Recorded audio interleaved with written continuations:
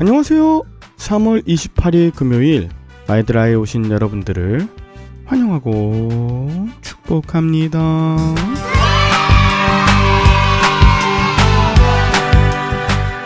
요즘 경북 지역에 꺼지지 않는 산불로 인해서 수많은 사상자와 이재민들이 발생했습니다. 불이 꺼지지 않고 계속해서 번져나가고 있는 것에 많은 사람들이 하늘을 쳐다보며 언제 비가 내릴지 기대하고 또 기도합니다. 저도 어제 새벽 마치고 난 이후에 하나님 오늘 비 소식이 있다고 하는데 모든 불이 꺼질 수 있도록 많이 내리게 해주세요. 도와주세요 라고 간절하게 기도하게 되더라고요.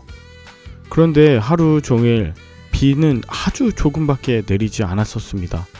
게다가 경북 의성이나 안동 등 이런 데는 비가 내렸다는 소식이 없었거든요. 너무나 절망스러웠는데 어제 오후 6시쯤에 경북 의성에 비가 내렸습니다. 30-40분 정도 그렇게 비가 내렸는데 그러나 그것 자체가 너무 감사했던 거예요. 내리는 비를 찍어서 올리는 분들도 많았습니다. 여기저기서 환호와 함성 소리가 들리기도 했죠. 간밤에 우리가 모르는 사이에 비가 내려서 남은 잔불들도 꺼지고 더 이상의 피해자와 이재민들이 발생하지 않았으면 좋겠습니다. 그렇게 기도해 주시길 바라며 오늘의 마이드라를 힘차게 시작해 보도록 하겠습니다. 자, 출발!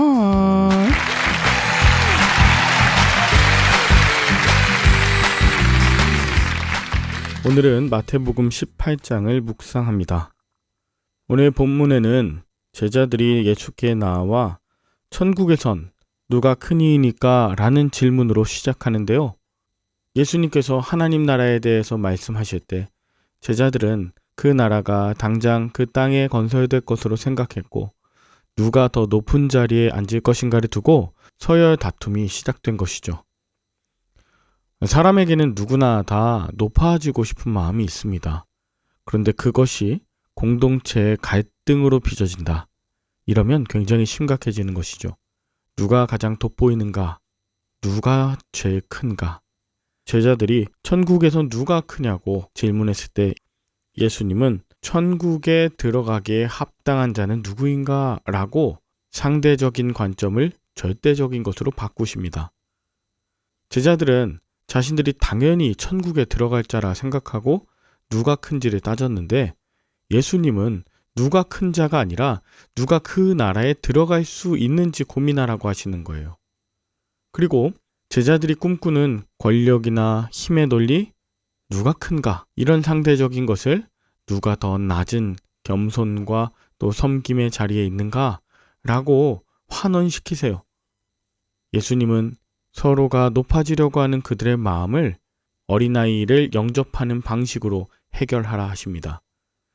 하찮고 보잘것없이 보이는 이 어린아이 한 사람을 귀하게 여길 때 공동체 갈등은 해결됩니다. 이 어린아이 하나 존귀하게 대하며 서로 섬기는 마음이 없는데 어떻게 하나님 나라의 대리자로서 역할을 감당할 수 있겠습니까? 누구든지 어린아이와 같이 자기의 자세를 낮추고 어린아이와 같은 자를 영접하고 그리고 실족하게 하는 일 없도록 늘 언행에 깨어 있어야 합니다. 내가 형제를 어려움에 빠지게 해서는 안 되겠구나. 나의 탐욕과 야망으로 인해서 공동체가 분열되거나 누군가가 아픈 일은 없는지 늘 살피고 기도해야 하는 것입니다. 이 땅의 모든 그리스도인들은 하나님께서 아끼시는 천국의 어린아이와 같습니다. 다 연약하고요, 어립니다. 그렇기 때문에 우리는 하나님이 사랑하시고 지키시는 그 형제들을 함부로 대해서는 안 돼요.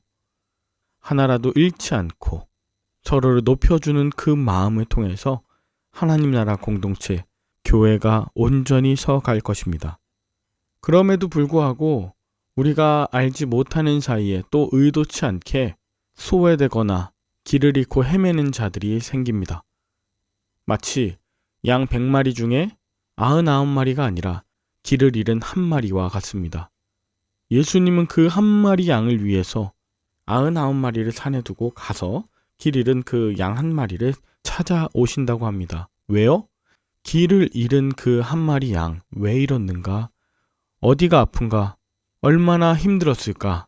그 양의 상황을 이해하고 양의 눈높이를 가진 자가 바로 목자이기 때문이죠. 자, 그런데 15절, 네 형제가 죄를 범하거든, 즉 공동체 안에 죄를 범한 자가 있다면 어떻게 해야 되는가? 먼저 1대1로 만나야 합니다. 이렇게 은밀하게 만나는 이유는 그의 영혼을 구원하기 위함입니다. 다른 사람에게 그의 허물과 그의 잘못을 이야기하는 것이 아니라 그에게 가서 설득하고, 듣지 않으면 두세 사람이 함께 가서 권면해야 합니다. 그럼에도 불구하고 끝까지 말에 듣지 않으면 최종적으로 교회에 알려 교회가 판단할 수 있도록 하게 해야 합니다. 교회는요, 그 교회 공동체 밖으로 추방할 수 있는 그런 권위가 있습니다. 그러나 이것은 최종적인 단계예요. 그 죄를 범한 그 한 사람을 잃지 않게 하기 위해 한 사람, 두 사람, 세 사람, 최선을 다해 사랑으로 접근하고 또 공의롭게 교회 권위를 시행할 수 있어야 합니다. 이렇게 사랑과 정의가 조화를 이룰 때 공동체는 죄를 범한 형제도 회개하며 돌아오게 될 것입니다. 그래서 18절에 보면 무엇이든지 너희가 땅에서 매면 하늘에서도 매일 것이고 무엇이든지 땅에서 풀면 하늘에서도 풀릴 것이니 합심하여 하늘에 계신 하나님께 그들을 위하여 간구하라. 그러면 하나님께서 이루어 주실 것이다. 두세 사람이 내 이름으로 모인 곳에 나도 그들 중에 있느니라 말씀하시면서 하나님이 평화와 화목의 길로 인도하여 주실 것이니 예수 그리스도의 이름 안에서 거기에 걸맞는 회복의 역사를 이루어 가라고 우리에게 당부하시는 것이죠. 자, 21절부터 베드로는 제자들을 대표해서 우리가 몇 번까지 형제를 용서하는 것이 옳습니까? 7번이면 되겠습니까? 라고 묻습니다. 당시 유대인들은 3번까지 용서하라고 말하는데 7번이면 굉장히 많은 횟수입니다. 그런데 예수님은 7번씩 70번 용서하라 하십니다.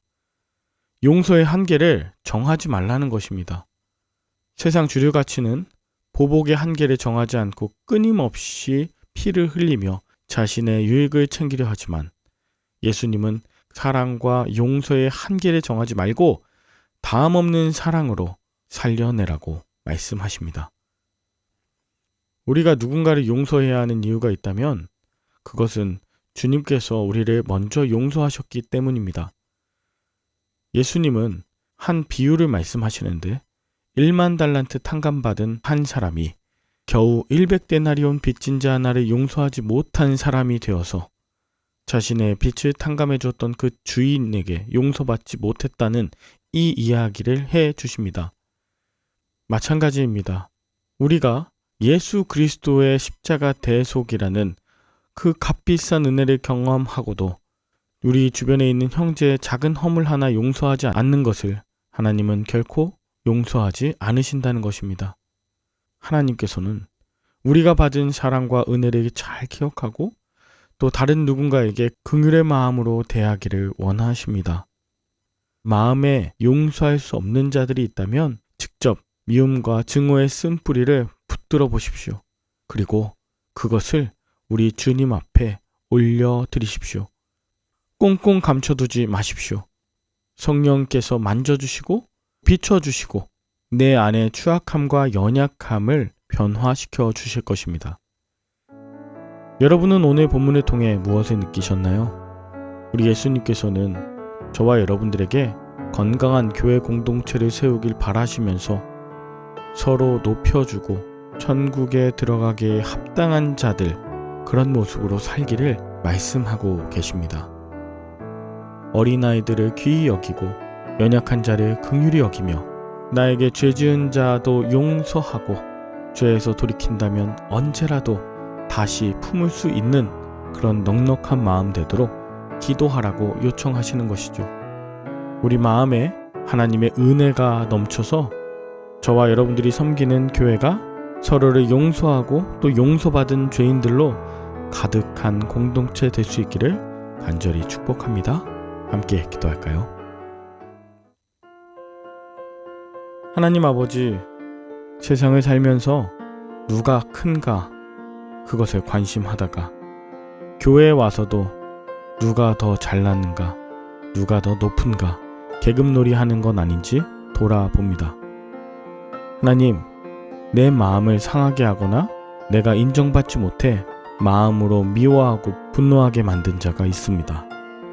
주님을 모른다고 배반하고 또 사탄의 앞잡이 노릇을 했던 그 믿음 없는 자가 바로 나의 모습이었음을 회개하며 하나님 7번씩 70번도 용서할 수 있는 따뜻한 손과 넓은 마음을 품은 내가 되게 하여 주옵소서. 도무지 용서할 수 없을 때 십자가 위에서 두 팔 벌려 우리를 안아주시는 주님의 사랑 안에서 회복되게 하여 주시옵소서. 주님의 이름으로 모여 기도할 때 원수마저 용서하며 품을 수 있는 그리스도인들 다 되게 하여 주시옵기를 예수 그리스도의 이름으로 기도 올리옵나이다. 아멘. 주말에는 섬기시는 교회에서 예배 드리시며 은혜 많이 받으시고요. 저는 다음 주 월요일에 다시 찾아뵙도록 하겠습니다. 샬롬.